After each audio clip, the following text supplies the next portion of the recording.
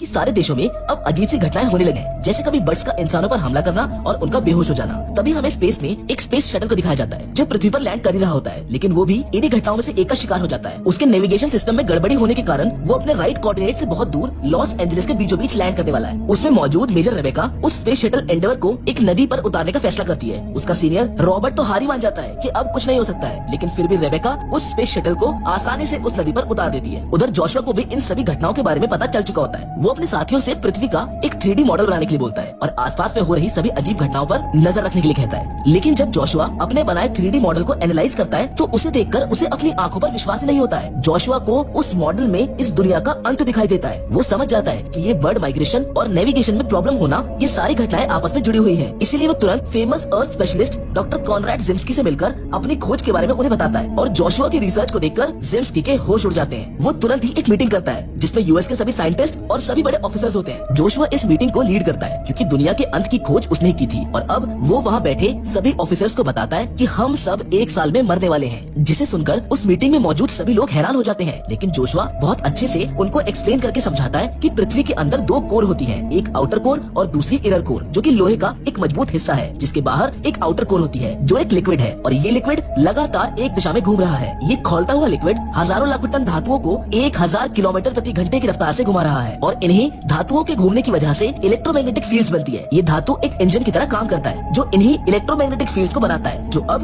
बनना बंद हो गया है। हमारी धरती की कोर धीरे धीरे घूमना बंद कर रही है और इसी वजह से ये अजीब घटनाएं हो रही हैं, जैसे कि बर्ड माइग्रेशन, नेविगेशन सिस्टम का खराब होना और शहरों में भारी तूफान आना। और सिर्फ इतना ही नहीं, देखते ही देखते पृथ्वी की ओजोन लेयर खत्म हो जाएगी, जिसकी वजह से पृथ्वी एक चलता फिरता आग का गोला बन जाएगी, जिससे बचने का कोई रास्ता नहीं है, क्योंकि ये कोर हजारों मील नीचे है जहाँ का तापमान 5000 डिग्री सेल्सियस से भी ज्यादा रहता है। लेकिन एक तरीका है जिससे हम इस कोर को दोबारा स्टार्ट कर सकते हैं, लेकिन उसके लिए हमें नीचे जाकर एक बहुत बड़े धमाके की जरूरत पड़ेगी इसे फिर से जंप स्टार्ट करने के लिए। लेकिन वहाँ जाना नामुमकिन है, क्योंकि दुनिया के इतिहास में इंसान आज तक सिर्फ 7 मील तक ही नीचे गया है। जोशुआ की ये बातें सुनकर वहाँ मौजूद सभी लोगों के होश उड़ जाते हैं। लेकिन डॉक्टर जिम्स्की जोशुआ की तरफ देखते हुए कहते हैं कि शायद ये मुमकिन है और हम वहाँ तक पहुँच सकते हैं। जिसके बाद हमें ऊटा के अंदर डॉक्टर जिम्स्की के दोस्त डॉक्टर एडवर्ड ब्रेजल्टन को दिखाया जाता है, जिन्होंने एक ऐसी मशीन बनाई है जो हाई अल्ट्रासोनिक वेव की मदद से किसी भी धातु या दीवार में छेद कर सकती है। और उस मशीन को सपोर्ट करने के लिए उन्होंने एक धातु बनाया है जिसका नाम यूरोप्टेनियम है, जो 5000 डिग्री सेंटीग्रेड तक के टेम्परेचर को झेल सकता है। ये धातु गर्मी और दबाव को ऊर्जा में बदल देता है, मतलब कि शिप जितना नीचे जाएगा वो उतना मजबूत होती चली जाएगी। इसलिए यूएस गवर्नमेंट इसी धातु से एक शिप डॉक्टर एडवर्ड से बनाने को कहती है, जिसका सारा खर्चा यूएस गवर्नमेंट देगी। और देखते ही देखते वो एरिया एक प्रोजेक्ट का अड्डा बन जाता है। एडवर्ड इस शिप को इस तरह से बनाता है कि अगर शिप का कोई भी हिस्सा किसी वजह से डैमेज होता है तो उसे तुरंत इवैक्यूएट और इजेक्ट किया जा सकता है। अब बारी आती है इस मिशन के लिए टीम को चुनने की, जिसको लीड करेंगे डॉक्टर जोशुआ, और इनकी टीम में होंगे मेजर रेबेका जो मशहूर स्पेस शटल पायलट होती है, डॉक्टर जिम्स्की, डॉक्टर एडवर्ड जो इस शिप के क्रिएटर हैं, रॉबर्ट टवर्जन जिसे हमने मेजर रेबेका के साथ देखा था, और डॉक्टर सर्ज लेवेक्यू जो हाई एनर्जी वेपन्स का एक्सपर्ट है। यूएस गवर्नमेंट इस टीम में एक बहुत बड़े हैकर को भी डालती है जिसका नाम थियोडोर डोनाल्ड होता है, जिससे वो देश भर में फैल रही पृथ्वी की तबाही की बातों को इंटरनेट से हटा सके। और कुछ ही दिनों की कड़ी मेहनत के बाद शिप का प्रोटोटाइप तैयार हो जाता है, जिसकी वो सब बार बार टेस्टिंग करके देखते हैं कि मिशन फेल होने के कितने % चांसेस हैं। और वहीं दूसरी तरफ देश भर में हमें बहुत बड़ी मात्रा में बिजली के झटके देखने को मिलते हैं, जिनकी वजह से कई शहर तहस नहस हो जाते हैं। इन सबको देखते हुए जोशुआ और उसकी टीम टेस्टिंग और ट्रेनिंग में ज्यादा वक्त जाया न करते हुए मिशन के लिए निकल जाते हैं। वो सब पृथ्वी की कोर में जाने के लिए मरियाना ट्रेंच को चुनते हैं। मैं आपको बता दूं, मरियाना ट्रेंच समुद्र के अंदर सबसे गहरा बिंदु है, जिसकी गहराई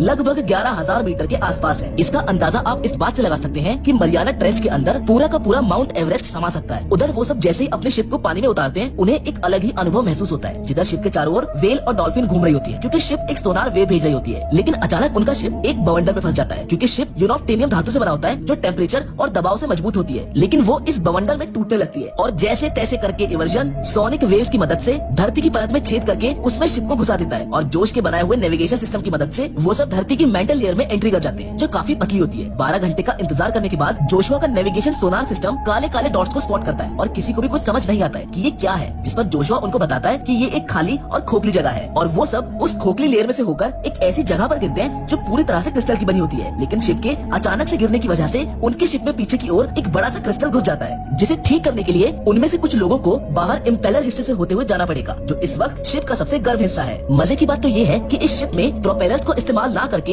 इम्पेलर्स को इस्तेमाल किया गया है और उन्हीं इम्पेलर्स को ठंडा करने के लिए ये लोग उस पर थोड़ी सी नाइट्रोजन गैस छिड़कते हैं, जिसके बाद वो सब बाहर आकर देखते हैं कि ये दुनिया बहुत सुंदर होती है। पर वो इन सब चीजों से ध्यान हटाकर शिप को ठीक करने में लग जाते हैं, जहाँ पर जोशुआ और एडवर्ड क्रिस्टल को काटकर हटाने की कोशिश करते हैं। और जब क्रिस्टल कटने वाला होता है तो वो सभी ऊपर की ओर देखते हुए नोटिस करते हैं कि जिस छेद से हम लोग आए थे उसमें से अब लावा निकल रहा है जो नीचे गिर रहा है, जिसकी वजह से सभी क्रिस्टल पिघल रहे हैं। और तभी हम देखते हैं कि एडवर्ड की ऑक्सीजन भी खत्म हो चुकी है, जिसकी वजह से वो क्रिस्टल को काट नहीं पाएगा। इसीलिए जोशुआ अपनी ऑक्सीजन भी उसको दे देता है और एडवर्ड अपनी पूरी जान लगाकर क्रिस्टल को काटने लगता है। लेकिन जोशुआ को ऑक्सीजन ना मिलने के कारण वो बेहोश हो जाता है, इसलिए रेबेका शिप को स्टार्ट कर देती है ताकि वो सिर्फ वहाँ से जल्दी निकल सके। लेकिन तभी ऊपर से इवर्जन के सर पर एक क्रिस्टल का टुकड़ा आकर गिरता है, जिसकी वजह से वो खोलते हुए लावा में गिर जाता है और उसकी मौत हो जाती है। उन सभी के पास इतना भी वक्त नहीं था कि वो अपने दोस्त का शोक मना सके, इसलिए वो वहाँ से चले जाते हैं। इवर्जन के मरने के बाद अब शिप की कमांड रेबेका अपने हाथों में ले लेती है। उधर जोशुआ को भी होश आ चुका है, जिससे सब बताते हैं कि अब हमारे बीच इवर्जन नहीं रहा। ये बात सुनकर जोशुआ को बहुत बुरा लगता है। उनकी शिप को चले हुए भी 2 दिन से ज्यादा का वक्त हो चुका है, इसलिए वो आउटर कोर के बहुत करीब पहुंचने वाले होते हैं। लेकिन तभी रेबेका की नजर सामने कुछ बड़ी चीजों पर पड़ती है। रेबेका जेम्स्की को बुलाकर उससे पूछती है कि ये क्या चीज है, जिस पर जेम्स्की उसको बताता है कि ये डायमंड्स है। और ये सुनकर सभी डर जाते हैं, क्योंकि अगर शिप पर जरा सी भी खरोच आई तो शिप डैमेज हो जाएगा। रेबेका बचते बचाते हुए शिप को डायमंड्स के बीच में से निकाल रही होती है, जबकि दूसरी तरफ शिप में बैठे सभी लोग शिप के आखिरी हिस्से में रखे सभी न्यूक्लियर डिवाइस को रेडी कर रहे होते हैं कि तभी अचानक से शिप के दुगने साइज का एक डायमंड शिप के कोने से टकरा जाता है, जिसकी वजह से शिप का आखिरी कंपार्टमेंट डैमेज हो जाता है। वहाँ मौजूद सभी लोगों को वो कंपार्टमेंट खाली करना पड़ता है, लेकिन उस कंपार्टमेंट में सारे न्यूक्लियर डिवाइसेस हैं जिनके बिना ये मिशन फेल हो सकता है। इसलिए डॉक्टर सर्ज वो सारे न्यूक्लियर डिवाइसेस जोशुआ को दे देते हैं, लेकिन वो गलती से उस कंपार्टमेंट के अंदर फंस जाता है जो बस इजेक्ट ही होने वाला है कि तभी जोशुआ रेबेका से इंजेक्शन सिस्टम को बंद करने के लिए कहता है। लेकिन डॉक्टर जेम्स्की उसे रोक देता है और कहता है कि अगर तुम इसको रोक दोगी तो इसकी वजह से पूरा शिप बर्बाद हो सकता है। रेबेका उसे बंद नहीं करती है, जिसकी वजह से सर्ज की मौत हो जाती है। अब वहीं हमें ये दिखाया जाता है कि जोशुआ बहुत बड़े सदमे में है, क्योंकि अभी अभी उसने अपने सबसे अच्छे दोस्त को खो दिया है। लेकिन उसे मिशन के लिए ये सब भूलना होगा, क्योंकि अगर वो ऐसा नहीं करेगा तो उसके साथ साथ हजारों लोग और उसका परिवार जिनसे वो प्यार करता है वो लोग भी मारे जाएंगे। जिसके कुछ देर बाद हम देखते हैं कि वो लोग पृथ्वी के आउटर कोर में प्रवेश कर जाते हैं, जिसमें सभी धातु 6000 फ़ारेनहाइट की गर्मी से घुल रही होती है। जहाँ पहुंचकर डॉक्टर जेम्स्की बोलते हैं कि हमारा अनुमान गलत निकला, क्योंकि यहाँ की डेंसिटी कुछ ज्यादा ही कम है, जिसकी वजह से हमारे पास जितना न्यूक्लियर पदार्थ है उनके विस्फोट से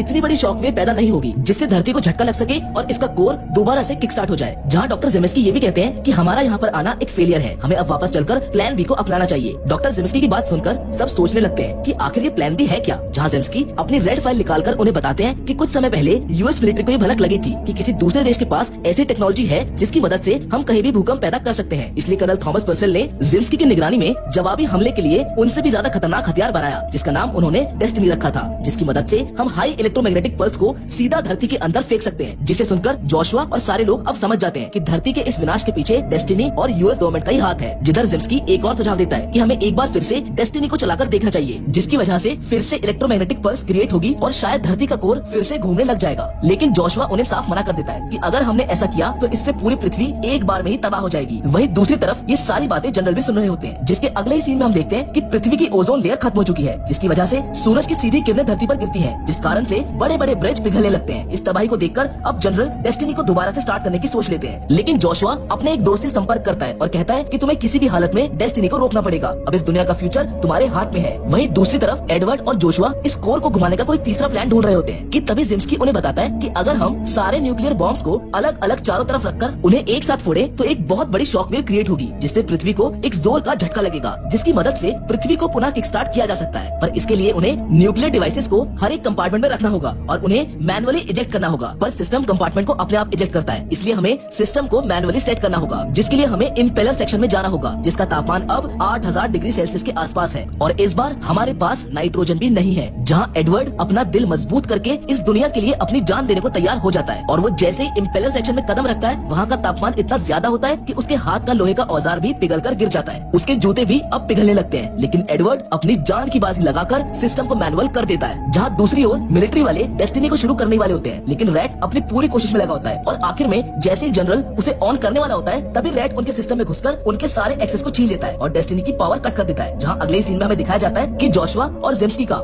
एडवर्ड की वजह से मैनुअल सिस्टम ऑन हो जाता है और वो दोनों न्यूक्लियर डिवाइसेस को कंपार्टमेंट्स में एक एक करके इजेक्ट कर रहे होते हैं। लेकिन इस बार जोशुआ को महसूस होता है कि अभी भी हमारे पास पूरे एक्सप्लोजिव्स नहीं है जिससे हम एक शक्तिशाली शॉक वेव क्रिएट कर सके। लेकिन तभी वहाँ पर एक मैसिव ब्लो होता है, जिसके कारण शिप को एक बड़ा झटका लगता है, जिसमें जेम्स्की वहाँ पड़े न्यूक्लियर एक्सप्लोजिव्स के नीचे फंस जाता है और वो कंपार्टमेंट भी इजेक्ट होने वाला होता है। जोशुआ उसे बचाने की कोशिश करता है, लेकिन जिम्स्की उसे वहाँ से निकलने के लिए कहता है, मगर जाते जाते वो उसे एक ब्रिलियंट आइडिया बताकर जाता है, जिसमें वो कहता है कि अगर तुम्हें आखिरी न्यूक्लियर एक्सप्लोजिव की पावर को बढ़ाना है तो तुम्हें शिप की फ्यूल रॉड का इस्तेमाल करना होगा, पर इससे शिप अपनी पूरी पावर को खो देगा और तुम भी यही फंसकर रह जाओगे। जोशुआ वैसा ही करता है, वो आखिरी एक्सप्लोजिव का इफेक्ट बढ़ाने के लिए शिप की रॉड का इस्तेमाल करता है, जिससे शिप की पूरी पावर चली जाती है। उधर जोशुआ और रिबेका अपनी मौत का इंतजार कर रहे होते हैं कि तभी जोशुआ के दिमाग की बत्ती जलती है, क्योंकि शिप यूरोप्टेनियम से बना है, जिसको पावर, एनर्जी और प्रेशर से मिलती है। इसलिए जोशुआ इसके धातु को सोलर प्लेट की तरह इस्तेमाल करके शिप को एनर्जी दे रहा होता है कि तभी एक एक करके वहाँ सभी न्यूक्लियर एक्सप्लोजिव फट जाते हैं, जिससे शिप को एक पावर बूस्ट मिल जाता है, जहाँ इस ब्लास्ट की वजह से एक बहुत बड़ी शॉकवेव क्रिएट होती है, जिसके कारण पृथ्वी की कोर फिर से घूमने लगती है और दुनिया भर में हो रही सभी अजीब घटनाएं बंद हो जाती हैं और धीरे धीरे ओजोन लेयर भी हील होना शुरू हो जाती है। उधर जोशुआ और रिबेका बहुत तेजी से जमीन को चीरते हुए बाहर निकलते हैं, लेकिन उनके शिप की पावर खत्म हो जाती है, क्योंकि उनके शिप को एनर्जी, हीट और प्रेशर से मिल रही थी। हमारे हीरोज एक बार फिर से समुद्र के नीचे एक अनजान जगह पर बिना किसी सिग्नल के फंस जाते हैं, लेकिन जोशुआ इतनी आसानी से मरने वालों में से नहीं था, इसलिए वो एक बार फिर से अपना तेज दिमाग चलाता है और पानी में शिप के अंदर बची हुई कुछ एनर्जी से एक सोनार वेव क्रिएट करता है, जिसकी वजह से सारी डॉल्फिन्स और वेल्स उसके शिप की चारों ओर घूमने लगती है, जिससे वो शिप यूएस आर्मी की नजर में आ जाती है और आर्मी उन्हें वहाँ से बचा लेती है। जोशुआ ने पूरी दुनिया को बचा लिया था, लेकिन कहानी यहाँ पर खत्म नहीं होती है, क्योंकि फिल्म के आखिरी सीन में रैट उस रेड फाइल के साथ दिखाई देता है, जिसमें यूएस गवर्नमेंट की सारी जानकारी है। रैट उसे लेकर एक अननोन कैफे में बैठा है और प्रोजेक्ट डेस्टिनी की पूरी जानकारी दुनिया के सभी कोनों में भेज देता है और हमारे अननोन हीरोज के बारे में पूरी दुनिया को बता देता है। और इसी के साथ ये कहानी यहाँ